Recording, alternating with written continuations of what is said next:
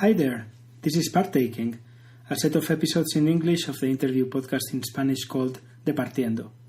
I hope you enjoy the show and don't forget to visit our website, lapatadafm.com/departiendo, for more episodes and a dubbing of this one into the language of Cervantes. lapatadafm.com/departiendo, that is lapatadafm.com/departiendo. Departiendo. Buenas, esto es Partaking, un conjunto de episodios en inglés del podcast de entrevistas en español llamado Departiendo. Espero que os guste el programa y no olvidéis visitar nuestro sitio web, lapatadafm.com/departiendo, donde encontraréis más episodios y una traducción de este a la lengua de Cervantes. lapatadafm.com/departiendo.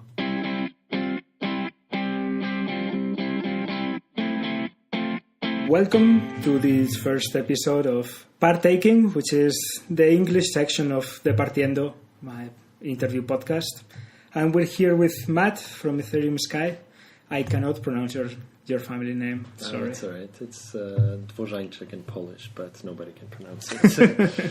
Yeah, mine is Medarde and people still get it wrong, so that happens. Tell us a little bit about yourself. Where you come from, what you do.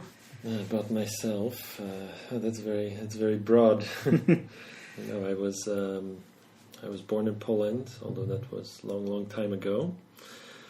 I spent my teenage years. I went to high school and college. I went to film school in Chicago, in the States, and for the past 7 years, I've been living in Vietnam, in Hanoi, in the north of the country. And I've been running a film TV production company there. I've worked before in the States as well, but I've shot most of my bigger projects in Vietnam, and this summer I'm all over the world really. And I was just here in Berlin showing my latest film. Yeah, excellent. I read in what you sent me that you're doing world traveling around the world in your motorbike. I did that last year. Right. I left Hanoi in January 2015 and essentially just get rid of all my stuff. And I had my dog in a trailer behind me and behind my motorbike, and I didn't really know where we were going, but we set off, and some 25,000 kilometers later. I ended up deep in the Himalayas, and spent a really awesome year on the road last year. That was cool. All right. And why Vietnam? That was, because it's not a usual thing. I mean, you don't meet somebody that is moved to Vietnam and then traveling around. It was an accident, actually. Well, not an accident, but it wasn't anything I planned. I went to film school in America, and when I graduated from college, it was the middle of the economic crisis. There was no work. There were very few opportunities. I went to Los Angeles for a short time, and I did actually manage to find work, but it just wasn't enough quickly enough. And I just happened to meet this woman from Taiwan who suggested working in Taiwan teaching English, and I didn't end up in Taiwan, but within 3 weeks I got an offer to come to Vietnam, and I showed up there literally within days with mere $50 in my pocket, and I taught English for about 10 days. I didn't care much for teaching English, but within the first week I ended up getting a job with a big travel company. They needed someone to shoot a series of travel commercials, so I spent the next 2 years visiting every corner of Vietnam, Laos, Thailand, and Cambodia, and working in my field and shooting and producing projects. And then somehow, another project came along after that, and I ended up working with the TV station, shooting some number of projects over the recent years in Vietnam. I shot documentaries, I shot narrative films, I've done work for television, commercials, corporate work, some work with NGOs, some travel-related stuff, mostly in Vietnam, but really all across Asia and occasionally outside of Asia as well.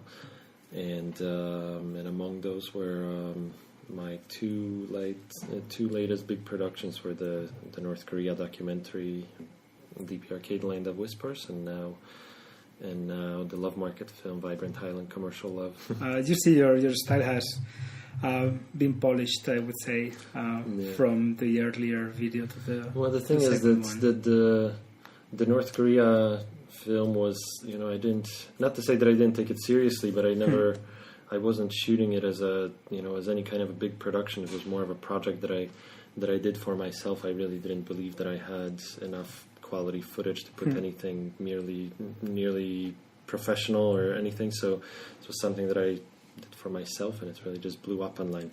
Yeah. But to take another step back, also, when you mentioned those two films, the thing is that in the recent years, I guess a lot of people who are familiar with my projects, they tend to think of me as this documentary filmmaker, which I am actually not. My background and my heart has always fully been in narrative film. Well, you can see both in your website. You have both sections, and I wanted to ask you about that, because the two films I've seen are travel films where you just take your camera and shoot while you are traveling yourself. Right. But you also have the narrative films that I have not seen yet. Right. But I wanted to ask you about that. Which are your main interests, I would say? Well, my main interests, let's see. I always liked my main interests. I like fantasy films. I like thrillers. I like dramatic stories. Mostly, I like ambitious things. I like colorful characters, and I don't care much for modern technologies. I always prefer to do things by hand, build sets, create costumes, and come up with creative ways to pull off special effects. So that's a few things to note. But one of my bigger narrative films. It wasn't my first film, but it's what I consider to be my first proper film. It's called Marlin, and it was a dark fairy tale about this old man living in a dark, scary mansion in the forest and kidnapping war orphans to help him remember his childhood memories. Until one day, this little girl ends up in his house, and she's convinced that Marlin is Santa Claus. And, I see. So that story, that was a huge production. We had more than 100 people involved. Spent more than 2 years working on it. We had fantasy sets. We had a large cast. We had costumes, special effects, miniature sets. Really, you name it. And it was a lot of fun. And really, to me, that was some of the most visual work I've done, and something that I'm actually now hoping to get back to with my next project, with my upcoming projects. Yeah. Mm-hmm. You mentioned how you want to do things by hand, and well, we saw your movie in Berlin a week ago, something like that, and there was a Q&A afterwards, and you were mentioning how you did the animations, which is in the end not a lot of footage, but something that you are really proud of, something that you like doing. Well, yeah, it was only, and the whole film is 90 minutes, and the animations were only about just under 6 minutes in the film. But it took 3 months of literally every day, 16-hour work days to pull that off. Essentially, I was working with a professional post-production house to create animations for the film, and in Vietnam it's just hard to find reliable, talented crews, and essentially after several months of trying different things with them, it failed miserably, and I was really unsure on how to proceed, and then started thinking of what I could actually pull off myself with a relatively low budget that would actually fit the story and look good. And I started thinking back on how animation has been done in cinema in the past decades, and I essentially ended up going back all the way to the 1920s. Yeah, there is a movie called The Adventures of Prince Ahmed. Exactly. Yeah, it reminded me of that. Yeah, exactly. It was very much based on the film, and it's essentially, I ended up cutting out different shapes from paper, and I set up a screen, a backlit screen, and then It was essentially time-lapse shadow puppetry, stop-motion shadow puppetry of sorts. But that's extremely time-consuming, because if you consider that there's 24 frames, 24 pictures in 1 second of video, and then you have, for each of those shots, you have maybe 10, 20 elements that each need to move, 1 millimeter per picture in a specific direction, and all of that needs to be carefully rigged up to actually move smoothly and whatnot, and that was, it was incredibly time-consuming. Yeah, you always hear about these stop-motion movies with crazy hours that a huge team puts on just to animate a minute and all that, so making 6 minutes by yourself. Yeah, well, at least they have a team. I didn't, so yeah, exactly. I had my dog to come up and make sure that I'm still alive here and there. Well, if you have lived there for a while and still based there, and your company, Etherium Sky Films, is located there, if the Vietnamese movie scene or film scene has influenced your movie making? Well, it's there's 2 answers I can give to that. So, first of all, Vietnamese cinema industry is somewhere between horrible and non-existent. That's really the truth. There's very few filmmakers. There's very few. Actually, no, I take that back. There are plenty of filmmakers, but there's a terrible lack of directors and producers in Vietnam. There are many people who have quality technical skills, but there's a lack of people who actually are most important in productions. Yeah.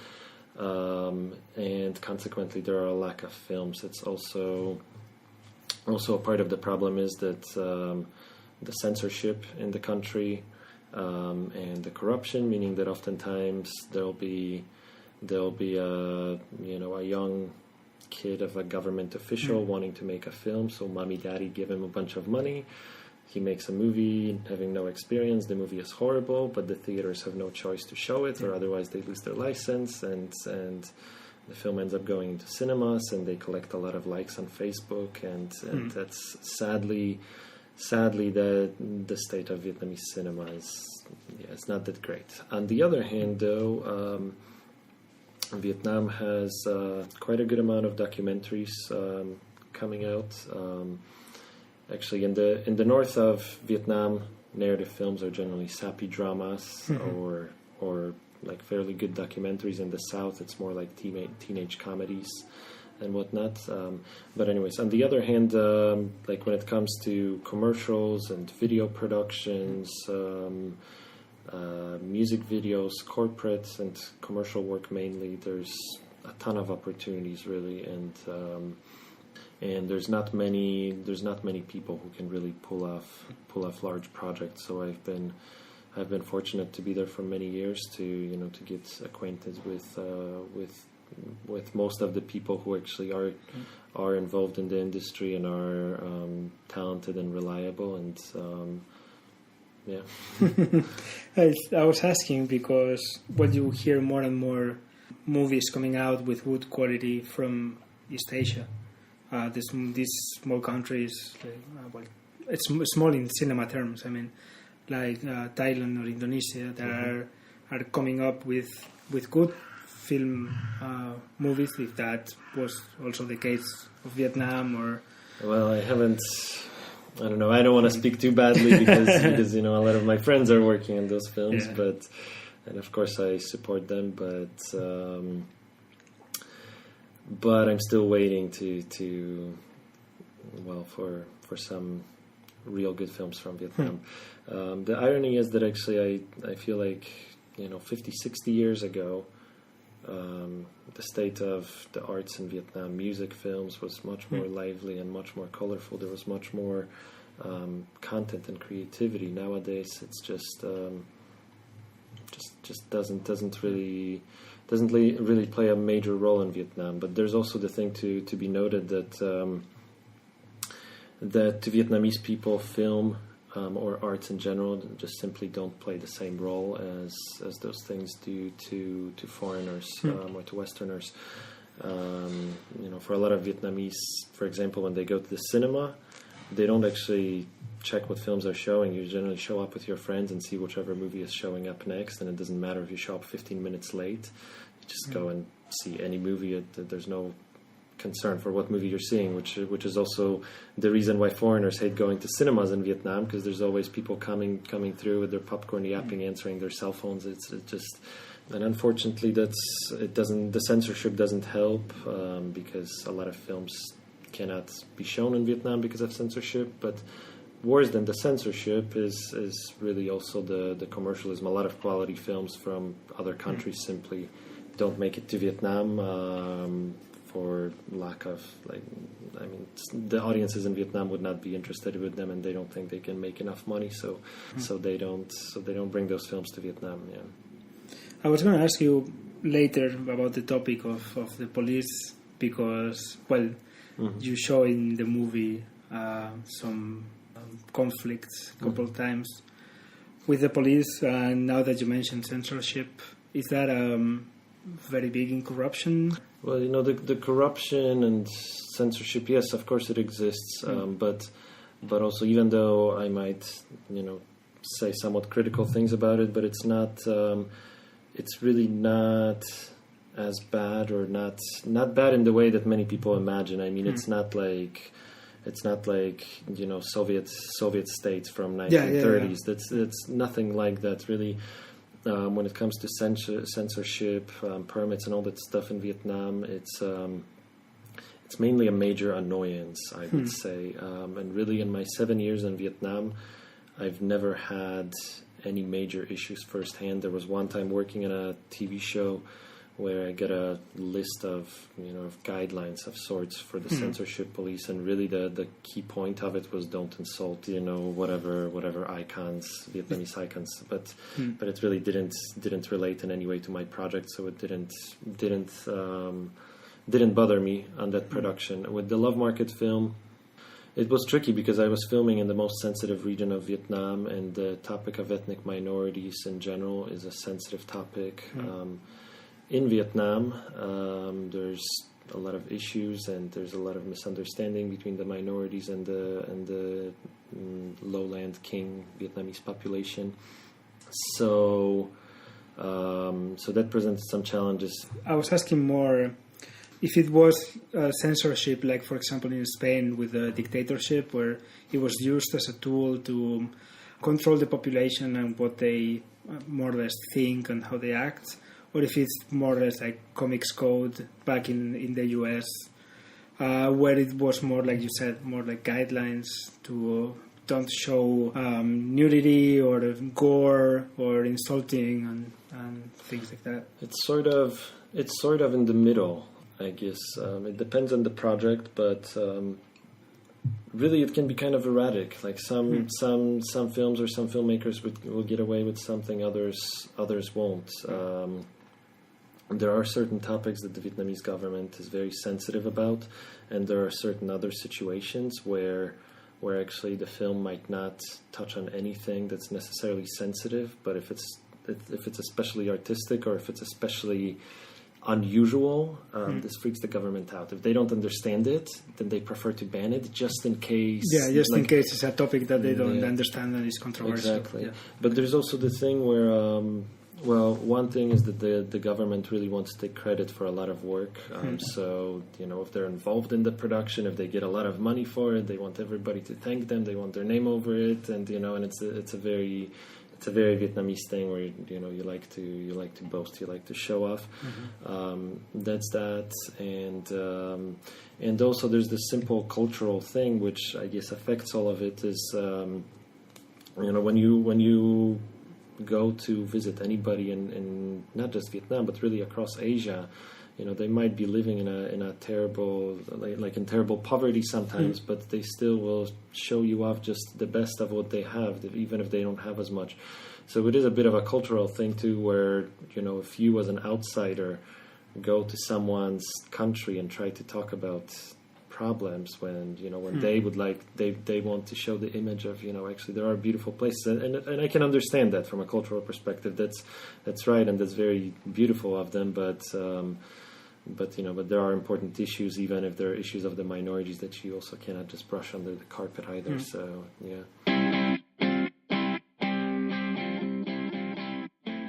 So your film is called Vibrant Highland, Commercial Love. Highland, talking of course about the Mountains. the north part of Vietnam. I have it someplace. Ha Giang. Ha Giang. The GI is pronounced as a Z in Vietnamese. Okay. Well, in the north, if you're in Saigon, it will be pronounced. So Ha Giang. Okay. It's okay. I also mess up the accent, so it's okay.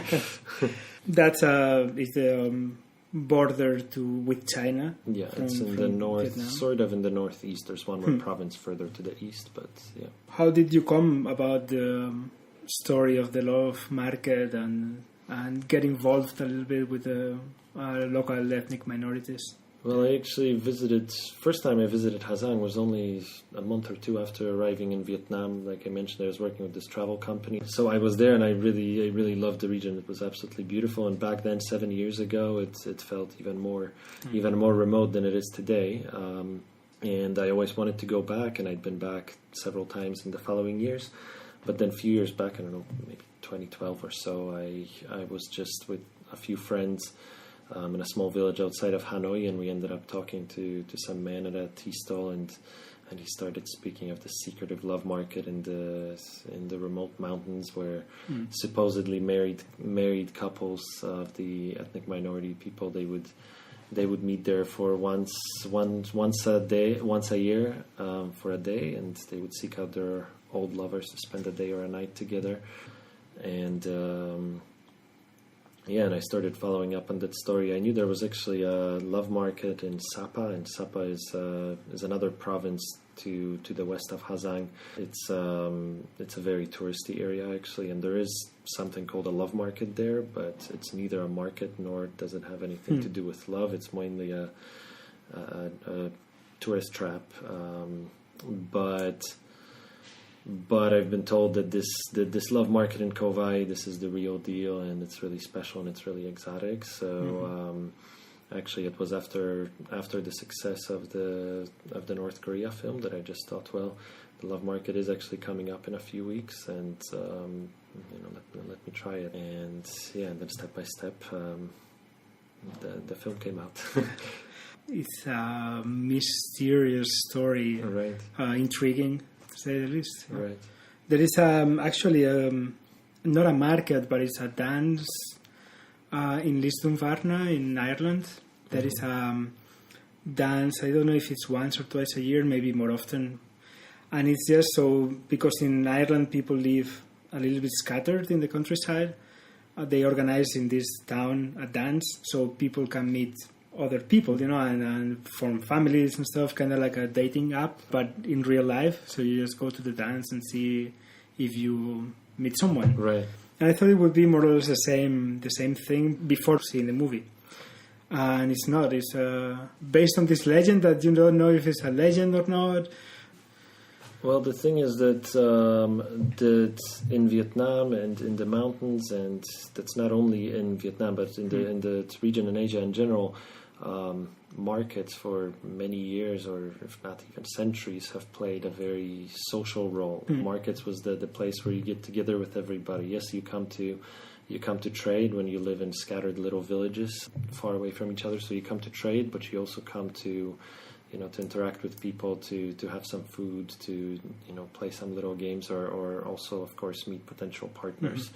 So in fact, this legend also gets sort of distorted by the lowland king people and by industrious business people in Vietnam, and and I guess that got distorted into what it is today, the aspect of the romance and finding a mate at the market, and paired up with the fact that some time ago the people, especially the women in the mountains, were just seen as they're the wild, exotic mountain women, and and they dress in colorful clothing and they're all shy and whatnot, and this paired up with the romance part of the markets kind of, I guess, got formed into this love market legend, which is not entirely true.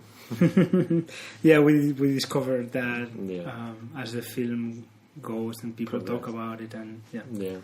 About the traveling, so in the movie you traveled by motorbike in the region, and you see a lot of people just walking by in the road and not a lot of traffic. I don't know if we see any. I mean, you see cars and motorcycles, but you don't cross any. So I was wondering if it's a lot of valleys and there are the markets where people meet. Where are these people traveling to? The farmlands and back to their houses, or they visit other towns, or they trade, or... Well, as for cars, I mean, local people rarely have cars in the remote region. I mean, Hazang City itself, yes, because it's a city, it's the capital of the province, but further up to the border, like around Melvak, Kovai, few people actually have cars. Some people will have motorbikes, although not everybody.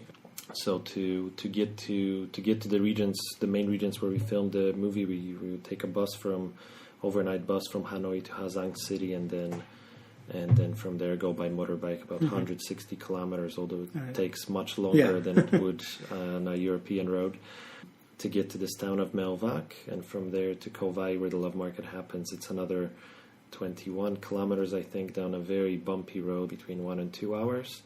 And then to reach some of the other places where we would trek through the mountains for a half hour or so. Yeah, we can see the roads in the film and how they are very winding. Right. It's all mountains and valleys, right? So you cannot make like a straight road. Exactly. Yeah. But for a lot of local people, yes, of course, they have to get to their fields. They have to get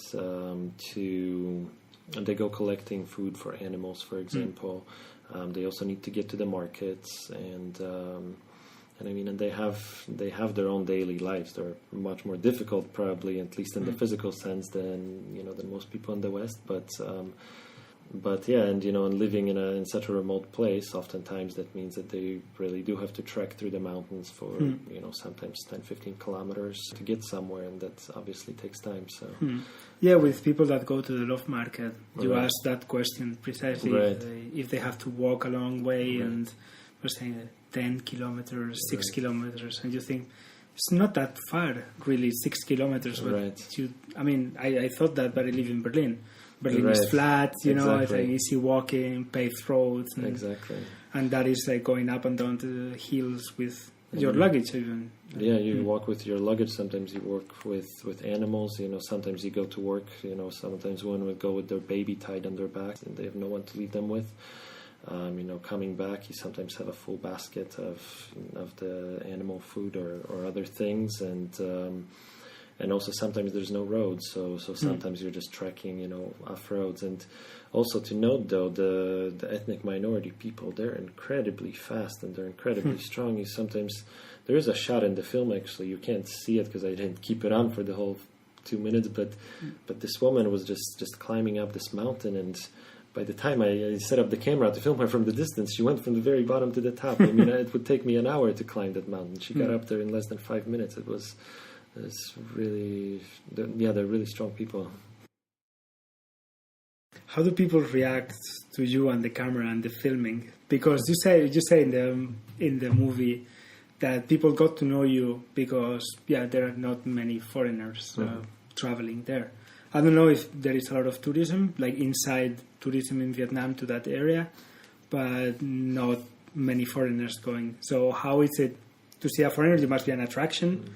And how people react to that and to your interviewing and being filmed. Well, in general, Vietnam has been changing rapidly, and really you can see changes in Vietnam from day to day. And even Hazang province, which is one of the most remote, one of the poorest areas of Vietnam, even there changes happening. So there is much more. There are many more King tourists, lowland Vietnamese tourists. Visiting nowadays. There are some foreigners. It's still not a mainstream place by any means. Barely anybody will speak English. You won't find any Western food, any Western businesses. Maybe Hazang City, the main capital city of the province. It's a city, but other than that, it's just countryside. That said, the people are generally very friendly, and that's everywhere across that region. People are very happy to see you. That's what we can see in the movie with the wedding, where you stop. Yeah, I always wonder about that because I've done some traveling alone myself, and it's somehow easier to meet people. But how do you arrive to a wedding that is taking place and being invited and allowed to film, and everybody's super happy that you're there? Super drunk. Yeah, I'm super drunk. Yeah. I don't even think about it. To me, it's normal by now. Yeah. I mean, I've lived there for so many years, but actually, I wanted to. Like, as we were writing up, I just told my whole crew to keep their eyes open for for weddings, because I wanted to film some footage of weddings to actually to show what weddings look like in those communities. And we visited several different people, but this one was the liveliest. We just saw a wedding and we stopped to say hello, and people are just incredibly friendly. So you stop to say hello and they welcome you just like a family member, and that's one of the great joys of living in Vietnam. This really sense of community and everybody being so warm and welcoming. So yeah, I think it used to be like that. At least in Spain, that's what I know more when I was a kid. In the villages and stuff, people are like that. They are very welcoming, but it's a little bit changing with the time. I feel maybe I'm wrong, but it feels that way, that other people are more welcoming than in a society where we have more social media and competition, even like for jobs, for having things, for all that. Well, that's the contrast of values, I guess, in a certain way. And even in Hanoi, when I first arrived, I tend to think that we had this great sense of community, and nowadays Hanoi has been really, over the last 7 years, it changed in huge ways. And of course, I still love the city, love the country with all my heart, but really, it doesn't feel like it used to anymore. Hanoi nowadays, and most of Vietnam, really is becoming more like like Thailand, or like Hanoi can be compared to Bangkok or Hong Kong, and in some areas already it's becoming just a big Asian metropolis, and it's losing that side of it a little bit, but I have enough faith in the Vietnamese, and they're very stubborn people, and I don't think they'll let go of those values that define them too easily. So,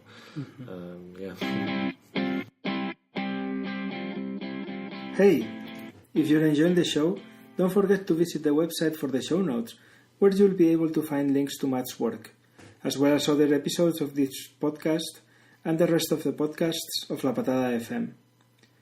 Also consider supporting our work. You can do that via a PayPal donation in the button Buy Us a Coffee, or visiting our Patreon page, patreon.com/Departiendo.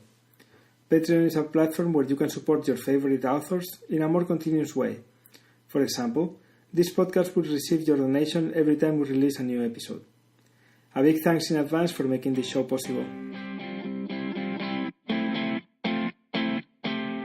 Lots of people seem to find a partner in the love market, but once you go to the love market, you say you don't see a lot of couples there.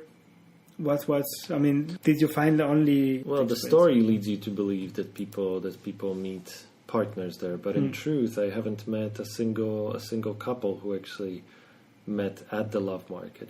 Going further, asking all those people, like, they met here or there or somewhere, but like love markets, it doesn't really play any kind of a central role in the real lives of those people. And in fact, even when it comes to marriage for the ethnic minority people, it's often a thing of practicality, where families will seek out a partner by how. Sorry, let me think about what I'm trying to say. In the West, like, people will look for a partner, someone that they love and whatnot, which I'm sure plays some kind of a role in the regions, in the mountains there in Vietnam. But at the same time, it's like guys or the family of the guy, they will look for a girl who can really help them in the house, who can help them who can help them cook, who can help them take care of the children. Then the girl will look for a guy who's actually, strong and physically fit and whatnot. And it's really in many ways a thing of survival, because they live in very harsh conditions. Accidents, health issues are quite common. They live without health care. The nearest hospital, I don't actually know if there's a hospital in Melvak. I think there's a small clinic in Melvak. But if anything serious happens, then they end up crippled essentially, or they pass away, which is very common. I was again coming back to Spain, because it was really something like that 60 years ago. You have families with 8 children, 10 children, and half of the children were stillborns or died very young, because they basically needed hands to work in the fields. So you need big families, and when you look for a partner, that can support you. Yeah, support you, and that is well established, either financially or with a farm or things like that. But that has changed radically. I had no idea that was so recently in Spain like that. Yeah, crazy. Well, after the dictatorship, right, and Europe and the development of the country, tourism and globalization, but that changed very quickly. Crazy. Now that you talk about the hospitals and people dying, we saw there is a couple saying that they got married late, and because they were 20. That is insane from a Western perspective. That is not late. That is super early. Well, to the Vietnamese, it's insane that you're 20 and you're not married yet. Exactly. I get asked all the time, "What? 29, not married? What's wrong with you?" How is the life expectancy, and people just get married when they're 20 or before, and they just stay together, and health issues, and what's more? Well, actually, I don't think that it's the age. I don't think it's about life expectancy, although that's a good guess, I suppose. I think it's merely cultural, like in those regions, when they consider, teenagers go already working in the field and helping their parents, so you're already old enough to take care of yourself. You're old enough to to dress yourself, to make your own food, to go to the field. It's time that you get married and start your family. It's really a thing of convenience, and against, well, not only convenience but against survival in traditional sense, I think. In medieval ages, you were like 14 and already a man. The Jewish people come of age at 13 or something like that. So it's more or less after or the beginning of puberty, when you're already almost a man. And so by the time that you're 20, you're 7 years already into maturing into a man, or considered a man. So maybe that's... Well, I don't think it happens quite that early in those regions, but I think, like 17, 18, and like late teenage years, early 20s is the time that most people do get married usually. And now that I think about the many couples that I know there, most of them already have kids by 21, 22, but that's also the thing that you do. You grow up, and and there's a lot of family pressure. Find a family, find a wife, find a husband really quickly, and the family, generally will find them for you if you don't, and or even if you do something, they'll find someone who they consider better. And there's a lot of pressure, and living in that region, you don't really have another option, because the family is really your only support structure. It's not like here in the West, where you decide that you want to go to the city, go to this school or that school, study this, study that. Many people have never been to school, and it's simply how their life goes. You get married, you hopefully have a house, and you start raising your own family and have kids as soon as possible, so that you can continue the circle. Yeah, we have the story of Cha, who is gay white monk, or I don't remember. He's flower monk. Flower monk. Monk. Actually, the pronunciation varies a lot depending on the region. It's also a sensitive topic, but Hmong is okay. Okay. So we have the story of Cha, who is a flower monk, one of the ethnic minorities in the north. And he's gay. He came out as gay. He talks about that in the film, and he was very hopeful about gay marriage law passing in Vietnam, but he was having family problems, I would say, because of his coming out as gay. So that made me think, in the end, the law didn't pass, which is sadly, Vietnam was extremely close to becoming the first country in Asia to legalize gay marriage, and unfortunately that didn't come through. But that made me think of the two things.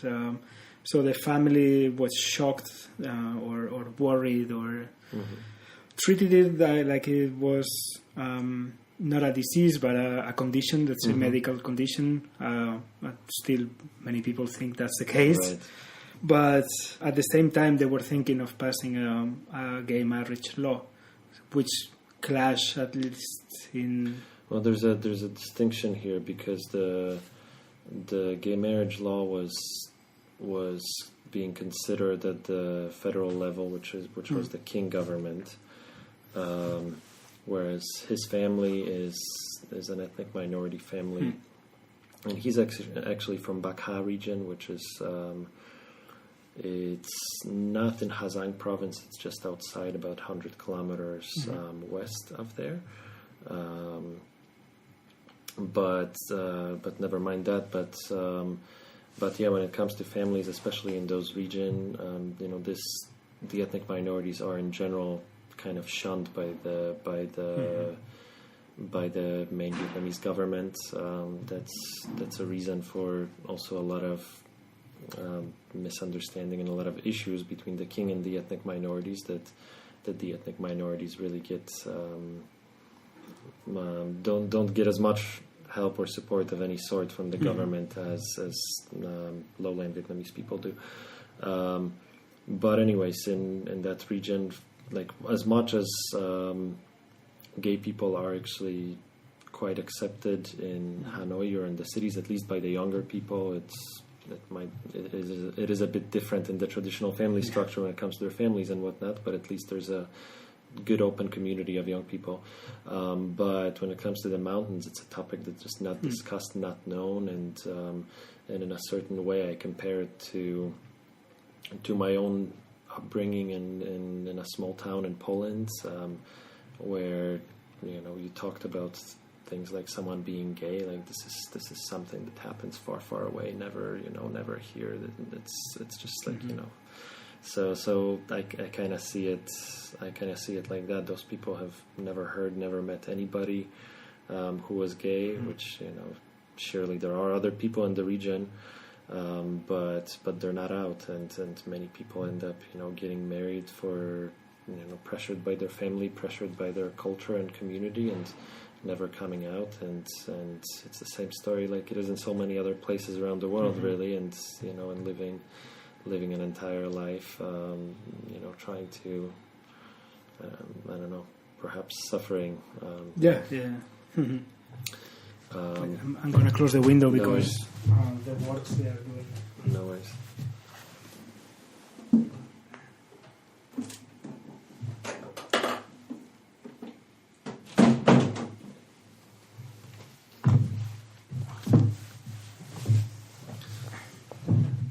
But so there's one more interesting thing to mention about Cho's story, is that, as far as I know, this is really the first time that, first of all, that any filmmaker has tackled the topic of homosexuality again among the ethnic minorities in Vietnam's north.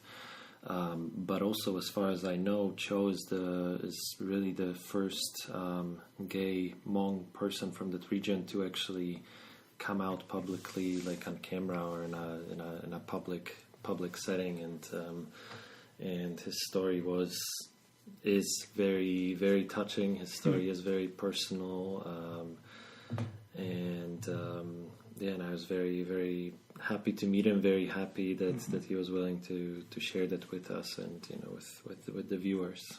I know. When we were watching the movie, I don't think anybody expected that. when he says it is kind of reluctant in the beginning, and then he just opens up, says it, and you can see the reaction of the public. No, it was kind of cool too, because for a lot of everybody's a different type of interviewee when we conduct interviews for this or for any other film. And oftentimes I have to ask a lot of questions and people give half answers, and it requires a lot of editing. But with Joe, actually, I asked him one question and he just started talking, and really this whole interview was just one continuous story that he was telling. He just kind of started and went on talking about everything, and it was all very relevant and it was all very personal. And as I started listening, I didn't want to, and also didn't need to interrupt him, and yes, obviously it was very personal to him, and I was very grateful that he was willing to share that, because I'm sure that with his background and with his family and community situation, it's not something that was easy. So that feels like something the family wouldn't want to talk about. Right. With other people, so I guess he doesn't have many opportunities of talking about that story. So being able to share is an important step for him as well. Right. The Love Market itself, it lasts one day.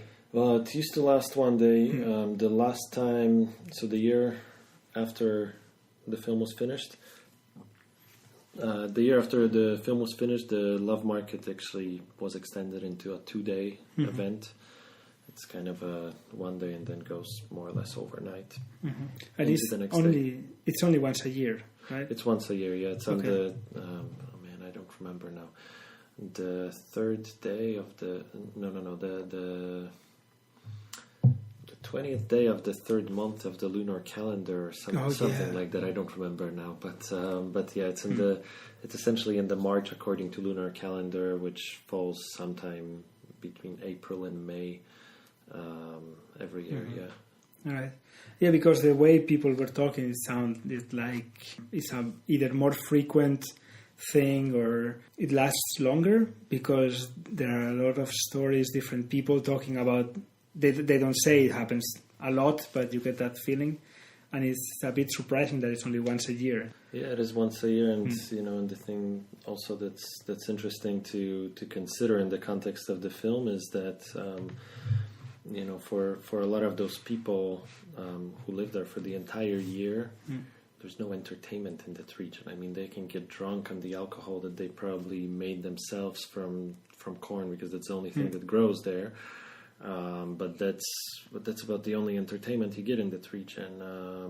So when the Love Market comes, even if the whole event is, at least in some parts, shrouded in propaganda and a sort of effort and reconditioning of the minorities, but still, for those people, this is the liveliest that the region gets, or that their village gets in the entire year. So it's still something actually happening. It's still fun for them, I would like to think. How many people attend the Love Market? It's a good question. I don't know. It was pretty crowded when I went. It's a small town. You said it's a small village, or... Well, the thing is that Kovai is a small village, but there's a lot of other villages around, and people from those villages come to the Love Market. Although it seems that for local people who actually live there, coming to the Love Market, it's more of a curiosity thing, and what I just said about just, there's something happening, and a friend is going, so they tag along, and they can have some noodles or something when they get there. But nowadays it's becoming more of a touristy attraction. There's still barely any foreigners. The first year I went to the Love Market, I don't think I saw a single white face, and then the following year I think I saw two other foreigners. But the second year I went, there was significantly more King Vietnamese people. Also mostly, the people have heard those exotic legends, and they decided to go to this area, which is actually quite unknown to the Vietnamese as well. And in fact, after some of the screenings, when Vietnamese people attended the screenings of my film over the last year, they would come up to me afterwards and also say that, like, wow, I never knew that Vietnam actually had regions like that, had landscapes like that. So to them, so many Vietnamese people are also coming out further now, and that's also because Vietnam is growing. People are earning more money, so the idea of travel is becoming more available to everyday people in Vietnam, and yeah. It's not clear. I don't think it's not clear also for you if the government is using the love market or even created the love market to attract, to encourage tourism. You said it's also kind of a reconditioning of the ethnic minorities to a more keen thought, like a state of mind or thinking. What do you think is the case? Well, it's a complex question, issue, or a number of issues to examine, which the film touches on a lot of different aspects of it. But I mean, yeah, I do think that it's I don't entirely believe that it's a traditional story. The Hmong language, in fact, doesn't have a word for love market. It just doesn't exist in their language. So actually, it led to a lot of confusion when asking people questions about that. But the legend in itself is also very, very Vietnamese. The Vietnamese people, they really love those cheesy love stories like that, and really, as many like I asked many people to tell me the story, and the story is full of plot holes, and it doesn't really quite make sense. But nonetheless, in terms of reconditioning, it's, how do I put it simply? If the Hmong population believes that the mainstream, not mainstream, but lowland King government cares for their culture to the point that they come and organize this event for them, that I guess creates support for the government as well, except that they're not supporting their culture. They're supporting the fake idea of what their culture is or could be or should be, which is very sad, actually, because the ethnic minorities are such.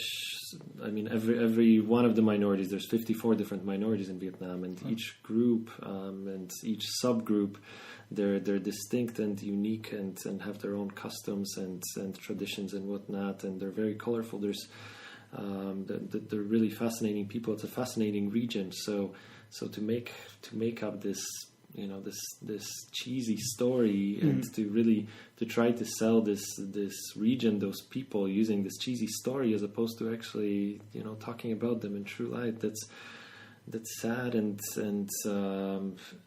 really it's just such a stupid idea, simply because it's not difficult to sell to promote travel to a region like that. There's already so much to promote, but here you're making up a cheesy story that's in the traditional Vietnamese minds. Anyways. Maybe this is a way of selling that story to the lowland kin people, so they can. It's more attractive to them to move north. But at the same time, like you say, it's a distorted view of what they have. But maybe that mixes everything in kind of sort of a middle ground. I mean, it could be, it could be mixed, and it's not. I also don't mean to say that, that everything that the King government is doing is necessarily bad. I mean, not that I'm not a supporter. I'm not against them, but at the same time, a lot of the ethnic minority people, they are often very conservative. A lot of their beliefs are also very skewed. Some of the ethnic groups, they'll have, odd ceremonies, odd beliefs on, for example, if you have twins. I know that one of the ethnic minority groups, they believe that it's like a bad omen and the mother gets cast away from the community or something. I don't remember what the story was, but I experienced it once in Laos, the neighboring country, which also is home to many Hmong people. So there are certain aspects of of the communities that I can see the advantage of of educating them and of bringing some outside perspectives. But at the same time, I don't think that should be done at the cost of loss of cultural identity. And with the fact that those people they don't have the same opportunities usually as lowland Vietnamese. Oftentimes they don't go to school, and simply their daily concerns are more about feeding themselves and their kids than thinking about what's happening to my culture. So that actually makes it all the more convenient for the Vietnamese government to come and to essentially convince them this is what your culture is or what it should be. And to them, it's also a sort of a good business opportunity, although that's also a questionable topic. But if they can go and, for example, one of the women who helped us out with the production, who was also interviewed in the film, her house turns into a little restaurant for the Love Market. She's able to earn some money. During the entire year, she gets nothing, and in that 1 year, it might be the equivalent of $1 for a bowl of soup, which is not much, but she has many guests, and and to her she can probably earn a very good amount of cash that day, which for the rest of the year she's essentially living on what she manages to grow or harvest. So yeah, it is a good business opportunity. But then on the other hand, a lot of employees of the Love Market, a lot of people who sell stuff, they're not actually locals. They're outsiders, often Vietnamese outsiders who come and often dress in ethnic minority clothing. They have similar features, so you sometimes cannot even tell the difference. But there's some shots in the film that I found quite sad, and like seeing the film you might not realize, but for example, during the Love Market scene, there's just one very, very unspectacular shot of one Vietnamese girl with her red shirt with the yellow Vietnamese flag just jumping among the ethnic minorities for a picture. And to me, this was always such a sad shot, because she essentially just stands in front of them as if they're just there to take a picture with her. Like, she doesn't recognize them as people, doesn't say a word to them, just you stand there, I take a picture, I walk off, didn't even look back at the other place and say thank you. And that's very sad, and that promotes ignorance and this idea of selling the culture and selling the region as this cheesy love story, as opposed to, look, these are real people, they live in this way, they live here. That promotes ignorance in simple terms. And I can see how she would be using in quotes them as statues or as a monument landmark where to take a picture of. Right. So even there's one other shot that I always find particularly sad, also with the can player. That's a traditional Hmong instrument, and there's the circle of college students sitting around the fire and playing their guitar, playing the most quintessential teenage Vietnamese song, an ode to Hanoi, essentially, and this guy's just standing there behind the circle and looking on with his instrument. I mean, this is just so symbolic of their culture disappearing. Those students came in, they could invite him to play with them or whatnot. That's, to me, that would be coming together of cultures, but there's no interest, and he stands there looking on as the King population is taking over culturally and in other ways as well. So yeah.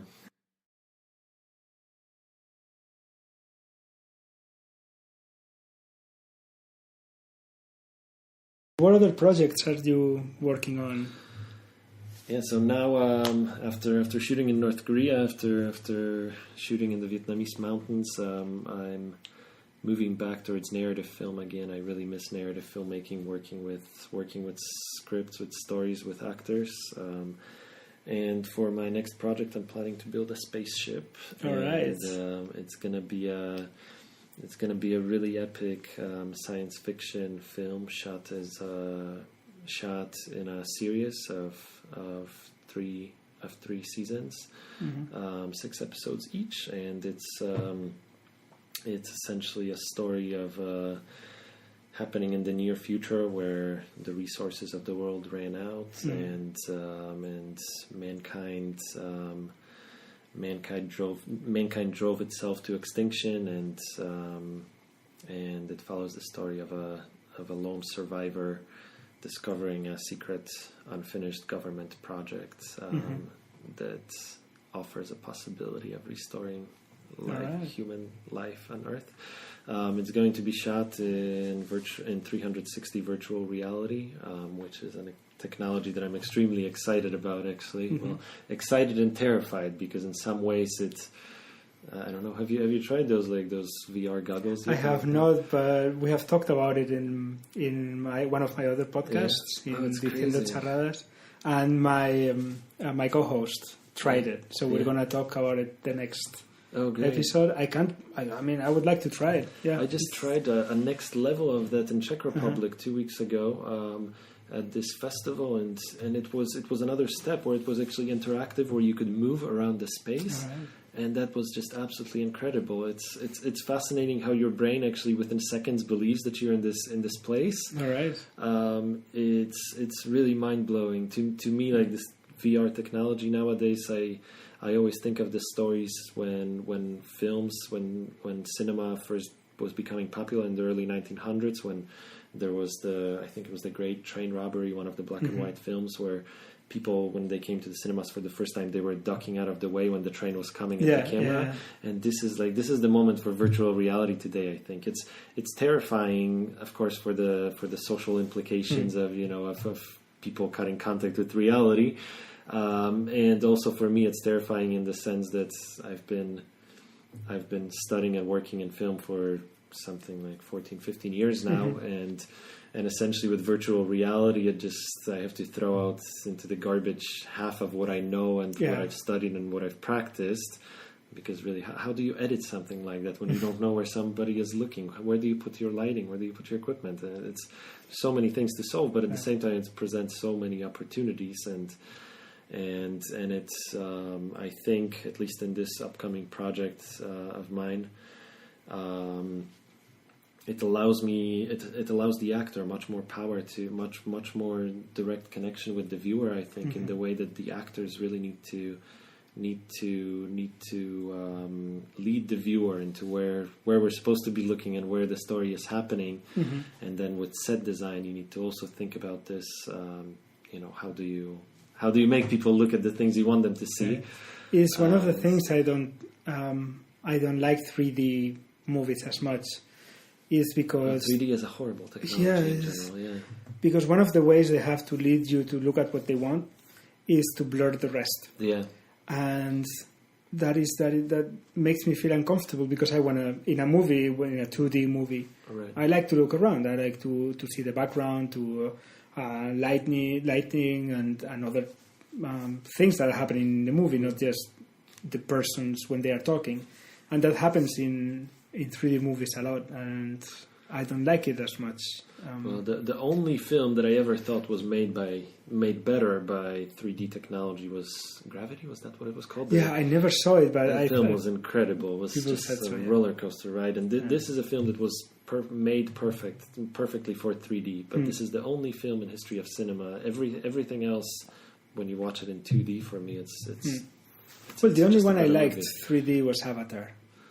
Avatar, I just really didn't like Avatar for other reasons. The story was... The story is, There are other problems, but the 3D, I think it added to the immersive experience that they hoped for.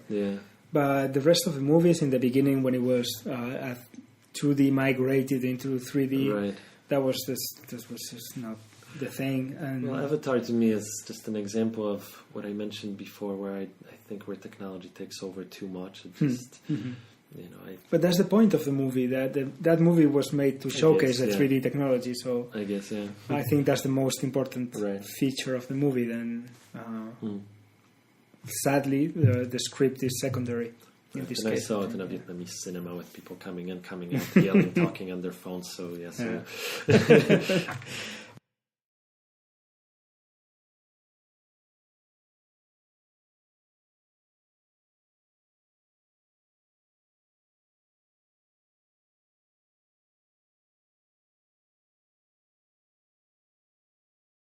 So in the movie, I was just curious. It's Vietnam, and one of the things we relate Vietnam with is the war with the U.S. and all that. Mm-hmm. And there is no mention of that in the movie. There is no sign of that. Of course, the movie is not about that. Right. So, but is that a topic that is touched in any way, or people talk about it when they see you're a foreigner and all that, or? Well, that's a big misconception when it comes to Vietnam, that many foreigners, the only thing they know about Vietnam, the only time they really heard of Vietnam is in the context of the American war in Vietnam. But the truth is that Vietnam has moved on completely, and if you ask people about the war, they ask you, which war. Vietnam is, they've rebuilt. It's not a part of people's lives anymore today, and and in a certain way, I mean, it wasn't something I consciously decided to do because it just wasn't a part of the film. But also, if I can make this film to help people have a different perspective of Vietnam, of a more current Vietnam, then that's really great. Because Vietnam is really, even if you visit, there's very few reminders of the fact that it was ever involved in such a significant conflict. I mean, Vietnamese people in general are very, very adaptable culturally, and when it comes to the Vietnamese government, they do a lot of business with the Americans and with the West nowadays. So their policies are really conducive of a good relationship. There's no really bad blood between them anymore, and really the American war in Vietnam it's not a part of daily life for people today, and it really it's and it's nothing I thought about while watching the movie, right. Because like we said, it's about a different thing. Right. So the story that you show in the right. movie is what you think about when right. you're seeing it, right? It's something I thought afterwards, like, it's Vietnam and the war, and right. Well, the only thing where I can tie it to the Vietnam War is actually, when America was obviously during the war, they were in the south of Vietnam in Saigon, and Ho Chi Minh was in the north, and Ho Chi Minh was sending a lot of his soldiers passing through Laos and Cambodia to come and attack the Americans from within Cambodia, and Laos in the time had their own problems, and the Hmong population in Laos, which is mostly the white Hmong group, if I remember well, they were also fighting the communist government in Laos at the time. And then when the Americans lost and they came back, they left Vietnam. Then a lot of the Hmong people, mostly from the white Hmong group, they also escaped first to camps in Thailand, and many of them ended up in America, mainly in Minnesota and also in San Francisco. There's big populations of the Hmong. I heard about that. Yeah. Right, but also that's when doing work on the film, this became a bit complicated because if you look online for any information regarding the Hmong, the people who have the biggest language are actually the Hmong living in America today, except despite the fact that they may have a Hmong heritage, a lot of those people are simply, in my eyes at least, they're simply American today. And they claim to speak for the Hmong population as if they were speaking for everybody. But there's actually distinct differences between different groups of the Hmong, and in general, this gives the false impression that they're speaking for everybody when they're actually just one group, which has been Americanized over the past 50 years or however long it's been. Okay, let's finish up with your new project. So the new project, it's the science fiction film. It's called Android Reg, and actually I am just at the very, very initial stage of development right now.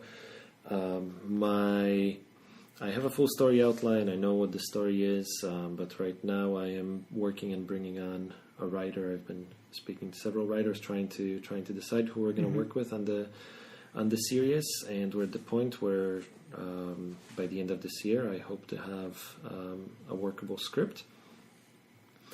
So within the next few days we will be launching a crowdfunding campaign, the first stage of the crowdfunding campaign, trying to raise just the initial money to get the script, the initial script written, and to get some of the early pre-visualization work, some sketches and whatnot for what the film will look like. So that's the first stage that we'll be working on, and